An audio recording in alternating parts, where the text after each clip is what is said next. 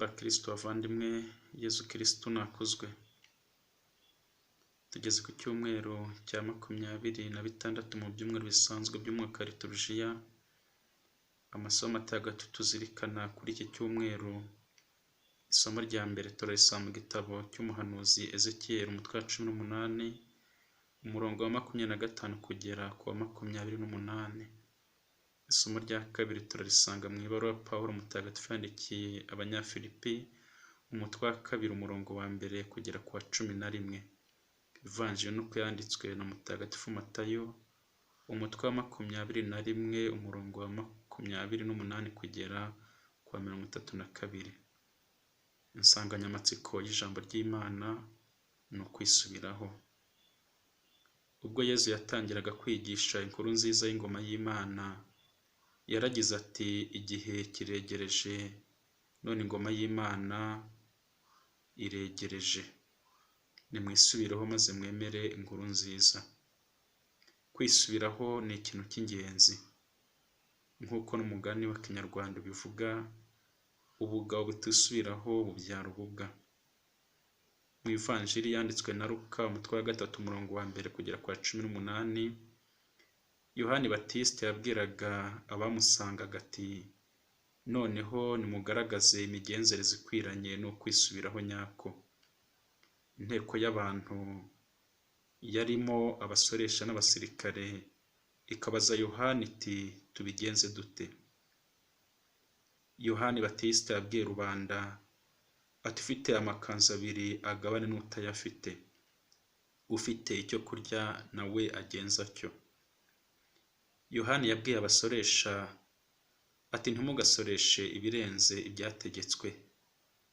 Abwira abasirikare ati, ntimukagire uwo murenganya n'uwo mubeshyera, kandi munyurwe n'igihembo cyanyu. Bavandimwe, ukwisubiraho nyako ni uguhindura imyifatire, ni uguhindura imikorere, umuntu agasa na Yezu Kristo. Ivanjiri ya none iratwereka umugani w'abahungu 2. Papa wabo yabwiye uwa mbere ati, mwana wanjye, uyu munsi ajya gukora mu mizabibu. Atazuyajije, atabitekereje ati ndanze, ariko yisubiraho ajyayo. Kubera ko yarabyanze, se yabwiye uwa kabiri, wahera ko abyemera ati, yego mubyeyi, ariko we ntiyajyayo. Ikibazo Yezu atubaza tugomba gusubiza ni iki ngiki: ni uwuhe muri abo bombi uko ari 2 wakoze icyo se ashaka? Baramusubiza bati, ni uwa mbere. Kubera iki kandi bwa mbere yari yabyanze? Ni ukubera ko yisubiyeho agakora icyo se yamutegetse. Yezu rero aboneraho kuvuga ati, ndababwira ukuri, abasoresha n'abakobwa b'ibyomanzi bazabatanga mu ngoma y'Imana, kuko Yohani yaje abayobora mu nzira y'ubutungane maze ntimwamwemera, abasoresha bo n'abakobwa b'ibyomanzi baramwemera. Naho mwe mubonye urwo rugero, ntimwarushya mwisubiraho ngo mwemere. Bavandimwe, dushyize mu gaciro, ese koko nk'uko isomo rya mbere ryabigarutseho, imigenzereze ya Nyagasani niyo idatunganye? None se niba umuntu yari intungane yarangiza akabireka maze agapfa, ntazaba yizize? Ntazaba azize ibyaha bye? Ese ubundi ni iki washinja Imana? Ni iki warega Imana? Ku rundi ruhande, niba umunyabyaha yanze ibyaha yakoraga kugira ngo akore ibitunganye kandi akurikize ubutabera, aba arengeye ubugingo bwe. Niba yanze ibicumuro bye byose, ntabwo azapfa, ahubwo azabaho. Bavandimwe, Imana ntirenganya.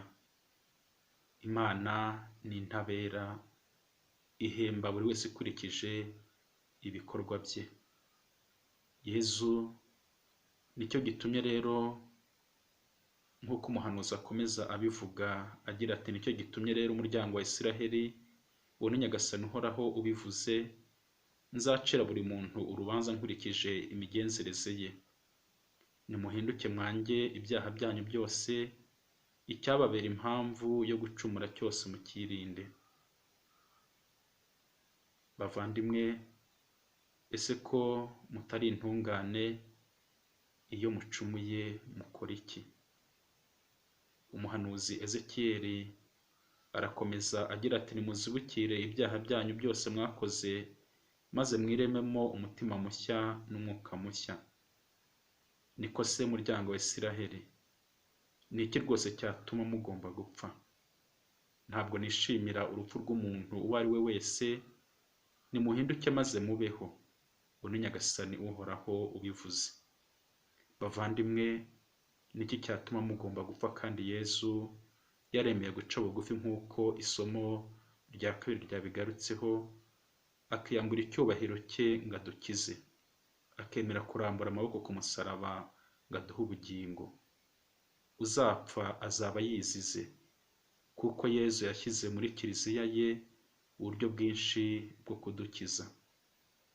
Hari penetensiya idukiza ibyaha, hari ukarisitiya idutunga itubashisha, hari Bikira Mariya uduhuza n'Imana udusabira, hari amasengesho twifashisha kugira ngo twiyunge n'Imana. Ariko kandi hari abakene nabo batubera inzira yo kugana ku Mana, kuko ugurije umukene aba agurije Imana. Abakristo benshi bameze nk'umuhungu wa kabiri, baremera ariko ntibakore, bakorera ijisho, bakora bagira ngo bababone. Abameze nk'umwana wa mbere usanga mubacira urubanza, mubita abasoresha, abanyabyaha, ibyomanzi n'abandi bari kure y'ingoma y'Imana. Nyamara kuri bo ni babandi bicuza, ni babandi bazi intege nke zabo bakisubiraho maze bagakira. Ku cyumweru gishize twumvise umugani w'abakozi bo mu murima, washoje ugira uti nguko uko abanyuma bazaba aba mbere n'abambere bakazaba abanyuma. Akenshi usanga abayobora abandi babayobora ariko nabo bafite ikibazo. Ugasanga umuntu ni umuyobozi ku rwego runuru, ariko akamara igihe kirekire adahabwa penetensiya, agashishikariza abandi kuyihabwa ariko we atayikoza. Ni akanya ko kwisuzuma, wowe unkurikiye, wowe unteze amatwi, uheruka penetensiya ryari? Uheruka kwiyunga n'Imana ryari? Uheruka kwanga ibyaha byawe ryari? Ese ujya wibaza uti nakora iki kugira ngo ngire ubugingo bw'iteka? Ingero ebyiri zifatika, urwa mbere ni urugero rwa Zakewusi washatse kubona Yesu akurira igiti. Yamubwira ati manuka uyu munsi ndacumbika iwawe, akababwira ati 1/2 cy'ibyo ntuze ngihaye abakene. Niba hari uwo nahuguje ndamusubiza mukubiye inshuro 4. Nibyo koko umukiro watashye muri iyi nzu. Urugero rwa kabiri ni urwa Mariya Madalena wamenyeye ko afite ibyaha byinshi, agaca bugufi agapfukamira Yesu, akarizwa n'ibyaha bye, amarira y'agatonyangira ku birenge bya Yesu, akabihanaguza umusatsi we maze akamusiga amavuta ku birenge. Yesu rero yabona urwo rukundo amukunze, akamubabarira ibyaha bye byose, kandi akamuhemba kumubonekera igihe yazukaga, ubwo yari yagiye kumva n'abandi bagore. Aya mezi 6 ya Covid ashize yatweretse ko tugomba kureka iyobokamana ry'ihururu. Wibaze muri iki gihe uhagaze he? Urateganya iki? Ubayeho gute? Ufite iyihe gahunda y'isengesho mu rugo iwawe, mu buzima bwawe? Ese muri iki gihe utekereza imibereho ya kiliziya? Kwisubiraho ntibijya byimurirwa ejo, ni hiketi nuko, ni nonaha. Niba ijambo ry'Imana rigukozeho, isubireho, hinduka, reka ikibi wakoraga kugira ngo utazapfa, ahubwo uzagira amahirwe yo kubana n'Imana. Ese bavandimwe, aho ntiwaba ubayeho ubeshya umubyeyi wawe usumba aba hano ku isi? Ntiwaba ubayeho ubeshya Imana Data? Ese ukora iki Imana igutegeka? Ese ukurikiza amategeko yayo? Bikira Mariya adutabaza amasengesho n'ubuvunyi bwe, kandi muri uku kwezi kwa 10 tugiye gutangira, tuzamugenere igihe gihagije, azadusabira guhinduka, kuko atajya asubiza inyuma